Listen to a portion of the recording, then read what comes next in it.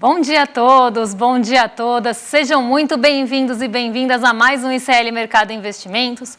Hoje, quarta-feira, a gente vai falar aí sobre um monte de assuntos que estão repercutindo bastante nos noticiários. Então, a gente vai falar aí sobre a volta, né? E vamos continuar falando disso, porque ontem a gente deu uma pincelada, a gente vai falar da volta do risco fiscal aí para as manchetes dos principais veículos de comunicação aqui do país e vamos repercutir também as falas do Tarcísio, do Campos Neto e até de outros ali atores que falaram sobre risco fiscal, falaram sobre salário mínimo. Então, a gente vai tratar desse assunto aí com vocês, mas a gente tem outros assuntos também para falar. Então, a gente tem o índice de confiança do consumidor, que saiu hoje, está melhor ali do que o mês passado. A gente também vai falar da arrecadação, que surpreendeu, e a gente vai passar pelos PMIs dos Estados Unidos, porque isso mexeu muito com o mercado ontem. Mas, antes de tudo isso, André, bom dia, como você está? Bom dia, Débora, bom dia a todos os nossos telespectadores. Hoje vamos passar pela arrecadação fiscal aí, já que a gente vai falar do nosso querido risco fiscal, primo do fantasma do comunismo. A gente vai falar da arrecadação para tentar mostrar aí porque isso aí é uma grande balela, né? Voltou aos noticiários, mas a gente vai desmentir mais uma vez aí, inclusive algumas falas aí até piores, né? Como tem gente falando mal do aumento do salário mínimo, né? Vamos lembrar disso aí, daí a gente tem que deixar isso bem claro aí. Outra coisa que a gente também vai falar, a gente saiu os PMIs dos Estados Unidos, também saiu a confiança do consumidor, mas a gente já vamos passar aí para a agenda, né? A gente tem as agendas aí do dia aí para a gente tratar. Vamos lá falar, porque a agenda hoje está bem repleta, né, Débora? Bem repleta aí de resultados corporativos, porque a gente está nesse momento em que a gente tem a divulgação dos resultados corporativos de uma forma geral. Então, o fechamento do primeiro trimestre já está sendo aí divulgado e a gente tem aqui no Brasil o início ontem do resultado corporativo com a Uzi Minas. Eu vou falar um pouquinho disso na abertura, porque também acabou mexendo bastante com o mercado. E hoje a gente tem resultado da Vale aqui no Brasil, mas só depois do fechamento. Então, vamos ver quem já divulgou resultado, quem já divulgou balanço aí. A gente teve na Espanha Iberdrola, Heineken na Holanda, temos aí a Lloyds no Reino Unido e a AT&T nos Estados Unidos, a Boeing também nos Estados Unidos, antes da abertura do mercado. Então, a gente já teve esses balanços corporativos sendo divulgados. Em seguida, aqui 4 horas da manhã, então bem cedinho, a gente tem o presidente aí do Bundesbank, membro do BCE também, né, do Banco Central Europeu, discursando em um evento de mercado de capitais na Alemanha. Então, como falei, essa semana ausência de dirigentes do Banco Central dos Estados Unidos, mas temos aí vários dirigentes do Banco Central Europeu participando do noticiário e da agenda aí, até pensando na política monetária da zona do euro, que pretende começar a cortar juros em junho. Então, a gente também tem Piero Cipollone, também membro do Banco Central Europeu, participando da conferência da instituição sobre pagamentos no varejo. Saiu o índice de sentimento das empresas de abril da Alemanha, mais dirigentes aí do Banco Central Europeu participando de eventos nessa semana, na verdade no dia de hoje, a Nelly também, mais uma participação do Piero Cipollone e a gente tem aí outra participação do Joachim Nagel durante o dia. Então a gente teve ali uma manhã bem pautada, né, agenda bem pautada aí nos dirigentes do Banco Central Europeu. Agora já vindo para o nosso Brasilzão, porque a gente já está perto aí das 8 horas da manhã, saiu a sondagem do consumidor de abril da FGV, a gente vai passar esse dado com vocês. Saiu também o IPCS de abril da terceira quadricemana, também divulgação da FGV. O Departamento do Comércio dos Estados Unidos divulga as encomendas de bens duráveis de março. Esse dado também é importante porque mostra ali um possível ou não aquecimento da economia dos Estados Unidos. A gente vai falar sobre ele. Mais membros ali do Banco Central Europeu participando de eventos no fim da manhã, já perto das 11 horas. Às 11h30, daqui a pouquinho, saem os estoques de petróleo da semana até dia 19 de abril e o PIB do primeiro trimestre preliminar da Coreia do Sul. Então, aqui, primeira leitura do PIB da Coreia do Sul. E agora a gente tem um monte de balanços que saem aqui no Brasil e nos Estados Unidos depois do fechamento. Então, a gente tem a Vale, algo aí que é um fechamento, né, e um balanço aí bastante esperado aqui no Brasil. Então, sai resultado da Vale, sai resultado do Açaí. Também nos Estados Unidos, aí, Ford, IBM e Meta, O resultado da Meta é bem esperado, né, até por ela fazer parte ali das grandes, né, das 7 magníficas, como o mercado chama, as grandes empresas dos Estados Unidos de tecnologia. Sai também o Whirlpool e Carrefour na França, depois do fechamento. E a gente ainda tem na França o fechamento, aí, o balanço do Casino. Então, a gente tem hoje, né, uma agenda repleta de membros do Banco Central Europeu falando e também aí muitos resultados corporativos sendo divulgados aqui e nos Estados Unidos e no mundo de uma forma geral. Então, a atenção deve ficar até mais voltada para esse noticiário corporativo hoje, principalmente o balanço da Meta e da Vale. Hoje o dia, então, repleto de balanços aí, né, Débora? Então, já vamos passar aí agora para aquela notícia que a gente tem todo santo dia aí, que é a notícia que a gente sempre traz aí para vocês, porque provavelmente uma das coisas que vão mexer bastante com os mercados hoje são justamente esses balanços. Então, a gente não sei como que foi o desempenho na Ásia ainda, né? Parece que você teve aí algumas sinalizações positivas em relação à Ásia, mas a gente tem aí bastante influência aí do mercado aí sobre o que pode acontecer, né? Então, em relação à Ásia, né? Vamos passar então já para a Débora aí, que ela vai dar uma explicadinha aí para a gente aí sobre o que está acontecendo aí nesses mercados. Bom, antes de falar da Ásia, eu vou ter que dar um passinho atrás, porque a gente vai ter que falar do PMI dos Estados Unidos. O índice dos gerentes de compras foi divulgado por lá e ele ficou aquém do esperado nas 3 medições. Tá, então, o que saiu ali nos Estados Unidos ontem, por volta ali das 10 e pouquinho da manhã, quase 15 para as 11, saíram os dados dos índices de gerente de compras dos Estados Unidos, resultado preliminar de abril. Tá, então, a gente está olhando aí para a primeira leitura ou para a prévia do que se espera do fechamento do PMI ou do índice de gerente de compras aí dos Estados Unidos. E o que aconteceu ali na atividade econômica dos setores e na atividade econômica como um todo, que é medida ali pelo PMI composto, que acaba sendo também uma composição do PMI industrial e do PMI do setor de serviços, ali medindo os setores de uma forma mais específica.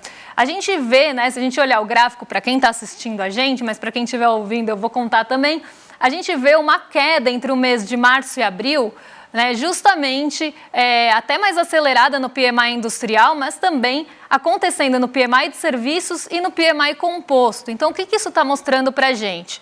Que a atividade econômica dos Estados Unidos, medida pelo PMI, lembrando que aqui é um termômetro, né, da atividade econômica, que mostra para a gente contração ou expansão do setor, contração ou expansão da atividade.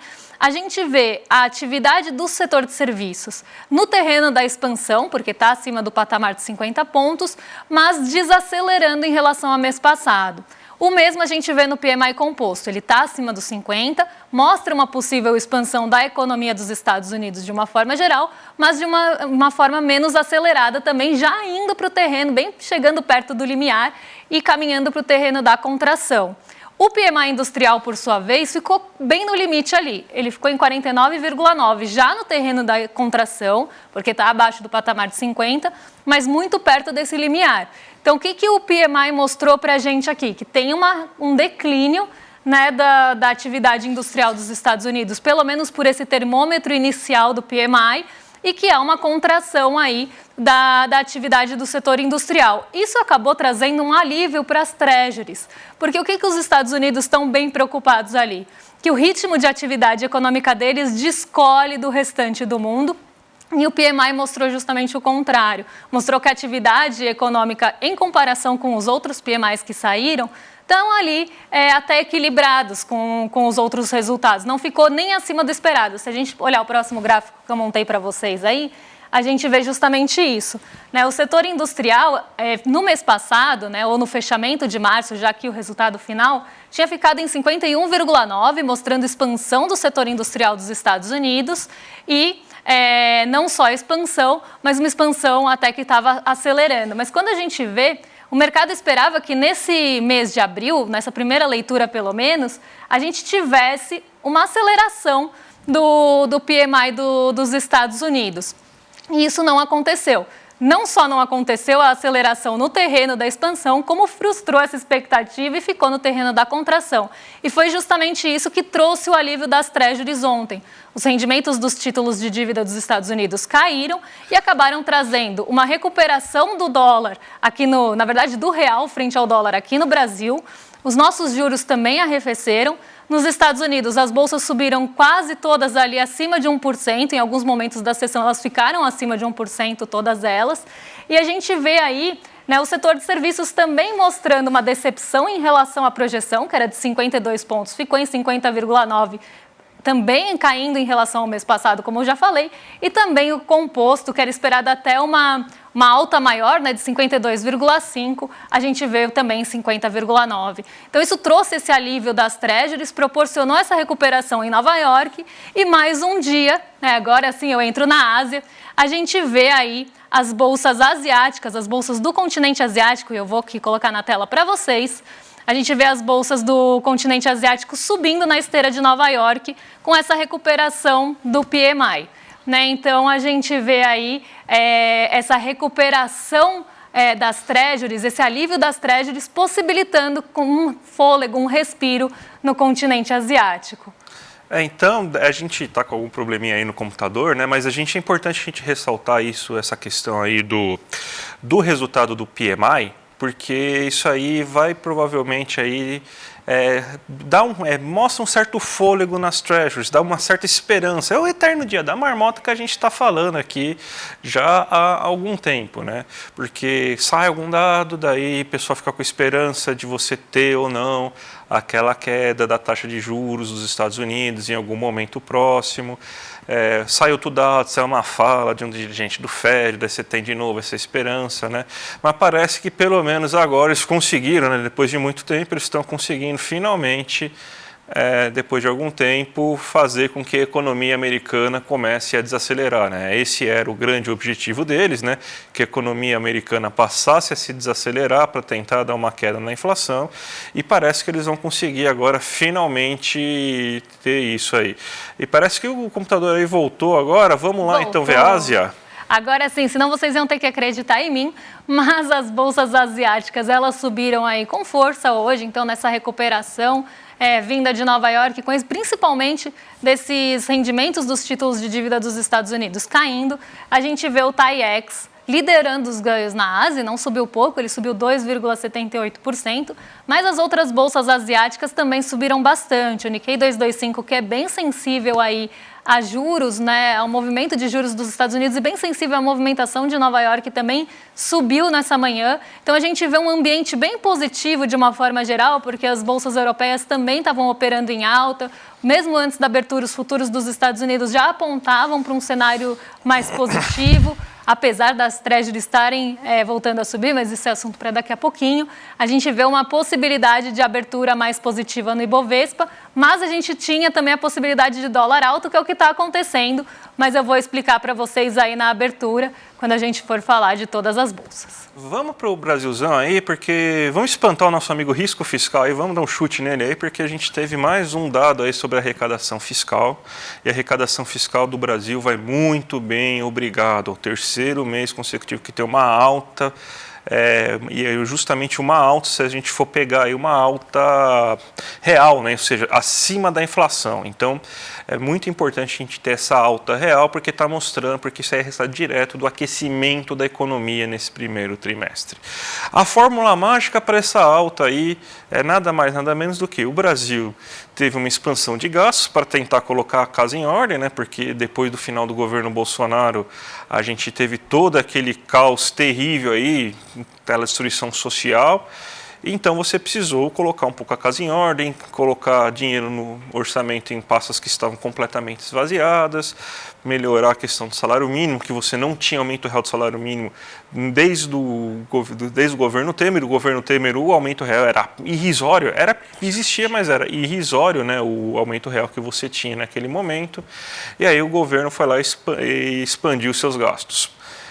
Só que aí vem os alardes, né, sobre tudo isso. O governo está gastando muito, ele tem que cortar gastos, senão ele não vai ter senão ele vai ter problemas. E o que a gente está vendo nesse começo de ano é que 2 meses seguidos de superávit mensal, porque você teve arrecadações recordes. Então, se tudo continuar na mesma toada, a gente já tem os dados da arrecadação federal agora de março. Então, a gente já viu aí que você teve novo aumento aí da arrecadação federal e batendo recorde. Gastou, aqueceu a economia, isso aí gerou empregos, isso aí gerou impostos, porque é mais gente ganhando dinheiro, que gente que ganha dinheiro paga imposto sobre aquele seu rendimento, paga previdência, consome e o consumo tem impostos, e tudo isso gera dinheiro que acaba voltando para o governo. Então, a fórmula mágica está dando certo de novo. Gasta que no futuro, no médio e longo prazo, você aumenta a arrecadação.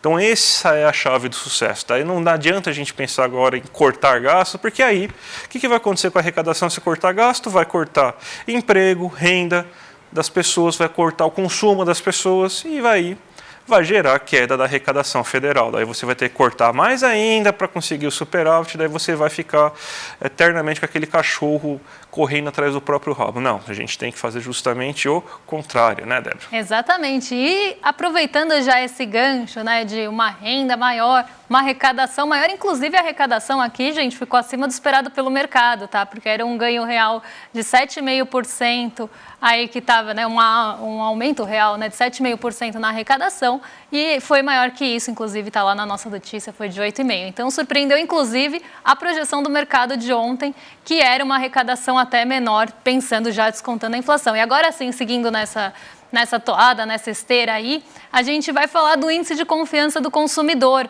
porque ele veio ali acima também, acima do mês passado em algumas métricas, e a gente vai ver subindo aí pelo 2º mês consecutivo. Isso não é à toa, tá? Porque se a gente tem uma valorização de salário, se a gente tem ali um consumidor mais confiante, ele vai ter também mais confiança para consumir, para comprar itens de maior valor, que é o que a gente viu acontecer no comércio no mês passado. Então, a gente viu, inclusive, um ponto bem interessante, é que a gente viu essa alta acontecendo nas faixas de renda, né, nos estratos ali de rendas mais baixos. O único que teve uma queda foi o último extrato de renda medido pela FGV.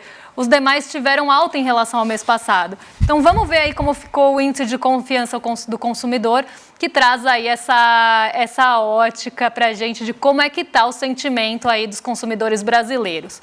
O índice de expectativas, que mede ali, né, as expectativas para o futuro, teve uma melhora bem considerável, ficou até acima dos 100 pontos, está em 102,2 pontos agora nesse mês de abril. Então, a gente tem um consumidor não só mais confiante em relação à situação atual, que ficou bem perto do 0 a 0 ali, teve uma mudança bem marginal, mas não só não teve mudança nessa situação atual, como o consumidor brasileiro está mais confiante em relação ao futuro.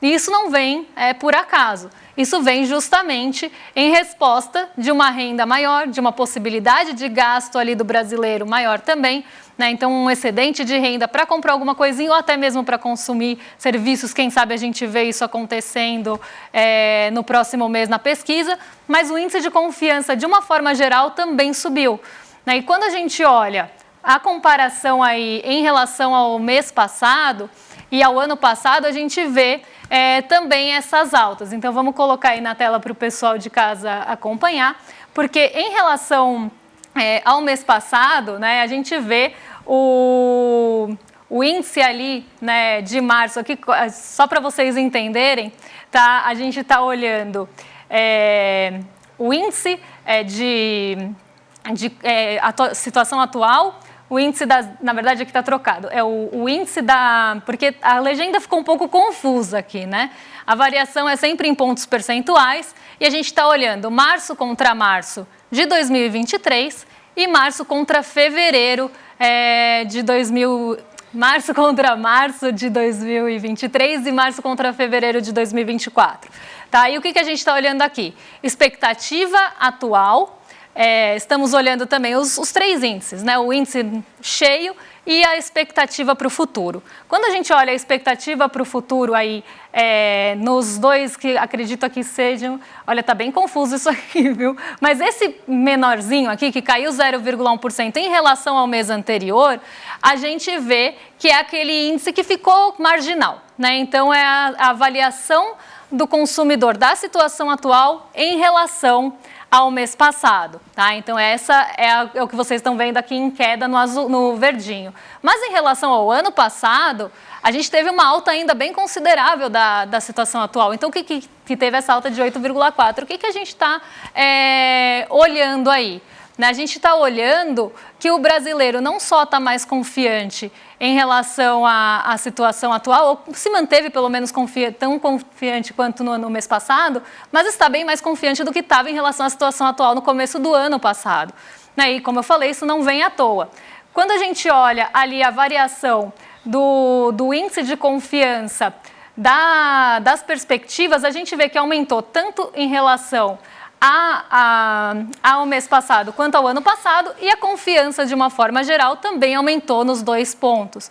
Então, a única que se manteve mais estável e teve uma queda marginal foi em relação ao mês passado, mas todas as perspectivas do consumidor brasileiro estão bem melhores do que estavam no ano passado. Então, a gente vê realmente um brasileiro com mais disposição e com mais fôlego aí para ter um melhor sentimento em relação ao consumo do que a gente tinha no passado. Bem, gente, eu vou pedir desculpas para vocês aí, porque realmente a gente acabou ficando sem tempo aí para falar sobre a notícia que a gente ia dar, para rebater, né, algumas falas de Campos Neto, de Tarcísio aí. Talvez a gente consiga trazer isso amanhã ou até na próxima sexta-feira, que não vão faltar bobagens que eles vão acabar falando. Mas então a gente vai agora já para a abertura de mercado, né? Então já vamos para a abertura de mercado agora aí. Como que está o nosso querido mercado essa manhã, Débora?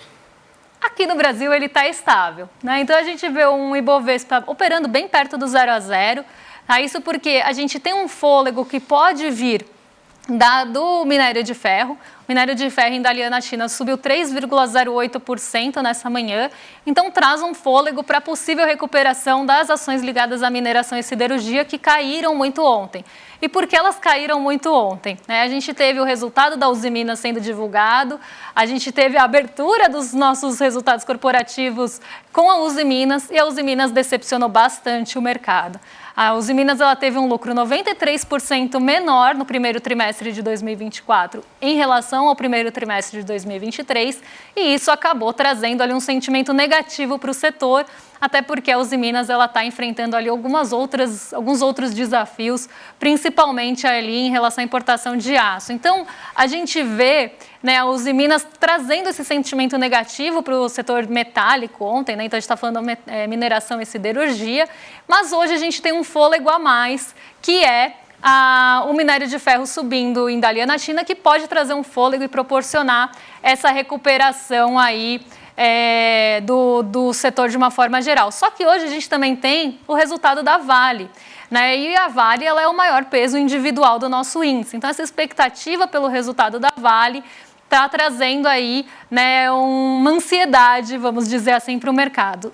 Hoje a gente não conta com o apoio do petróleo Brent, então, embora a gente conte com o apoio do minério de ferro lá fora, a gente não conta com o apoio do petróleo Brent, e o nosso índice está oscilando entre perdas e ganhos. Ele teve uma abertura um pouco melhor e agora está oscilando bem perto do 0 a 0. Agora, se a gente olha o dólar e os juros, a gente vê um movimento bem interessante acontecendo aqui. Porque a nossa bolsa ela não está caindo tanto para justificar um dólar subindo 0,65% hoje.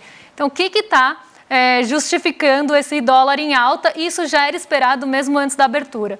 As treasuries de 10 anos, então a gente está falando do rendimento dos títulos de dívida dos Estados Unidos para 10 anos, começaram a acelerar logo cedinho. Então a gente viu uma tendência de alta logo pela manhã, lá nos mercados futuros dos Estados Unidos, antes mesmo dos mercados abrirem por lá. E essa alta começou a intensificar durante o dia. E por que isso está acontecendo?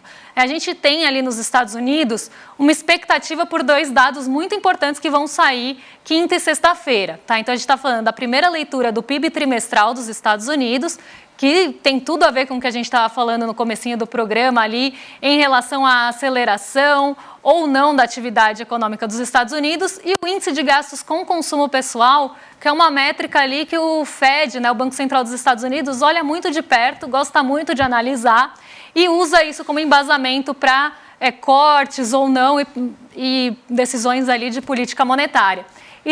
Essa ansiedade, essa expectativa por esses dados está fazendo com que os juros futuros lá dos Estados Unidos voltem a subir, mesmo ali depois de terem caído ontem por conta do PMI. O nosso DI futuro está acompanhando e isso propicia aí essa alta do dólar, que está mais acelerada aqui nos mercados emergentes, e a gente olha frente ao real, do que está em relação aos pares. Inclusive, ele foi para o terreno negativo agora, porque antes da abertura estava bem perto do 0 a 0 e até no terreno negativo. Então, o dólar não estava se fortalecendo frente aos pares, estava se desvalorizando. Mas isso já mudou. E aí, como falei, Xangai Composto e Nikkei 225 subiram bastante nessa manhã na esteira de Nova York, que continua positiva, né? As bolsas por lá continuam positivas, mais voltadas até para o noticiário corporativo, em um dia que os rendimentos das treasuries podem limitar essa alta por lá. Então, esse sentimento ou o impacto da alta das treasuries de 10 anos está sendo mais forte no nosso Ibovespa por sermos aí um mercado emergente, né, por ter aí, né, um risco maior se a gente for pensar ali em relação a mercados maiores, como no caso dos Estados Unidos. Então, acaba penalizando mais mesmo, e o dólar a mesma coisa. Tá? Então, hoje é um dia aí que a gente tem uma parte propiciando alta, mas uma outra parte limitando ali, puxando o freio do nosso Ibovespa. Débora, domingo aí foi um dia histórico, né? Milhares de pessoas ouviram a Leila Guevara falar sobre o pai dela, as verdadeiras histórias, vai derrubando diversos mitos, né? Algumas suposições, né? E a gente já vamos voltar a falar, né? Porque quem é assinante do ICL, tá lá tudo disponível essa aula e algumas novidades extras que acabaram de chegar, ó. O documentário do Che Guevara, Hasta la Vitória Sempre, né? Esse documentário tá lá, vale muito a pena aí. E também o curso exclusivo aí do nosso querido Lindener aí, Che, mil faces em um guerreiro heróico. Então tudo isso aí você vai ter direito aí se entrar nesse ICL. Lembrando para vocês aí, reforçando, inclusive, hoje é o último dia para quem se tornar membro solidário, aquele membro que acaba ajudando um outro bolsista aí, vai ter acesso a todos os brindes, a tudo que a gente disponibilizou aí para vocês aí naquela promoção de domingo. O livro do Eduardo Moreira, o Che Guevara, o Socialismo Humano, o certificado e esse boné aí maravilhoso aí que todo mundo gostaria de ter, né? Então, gente, tem um monte de curso, tem muita coisa, vale muito a pena. Entra aqui no link aí, iclmercado.com.br, se inscreve até hoje é o último dia e você aí ganha esse pacote aí de presentes maravilhoso aí para vocês. Último dia para garantir os brindes, então não vamos marcar bobeira aí, se inscrevam e aí vocês ainda ajudam aí uma pessoa a estudar aqui no ICL, uma pessoa que não tem condições, vocês vão bancar essa bolsa, então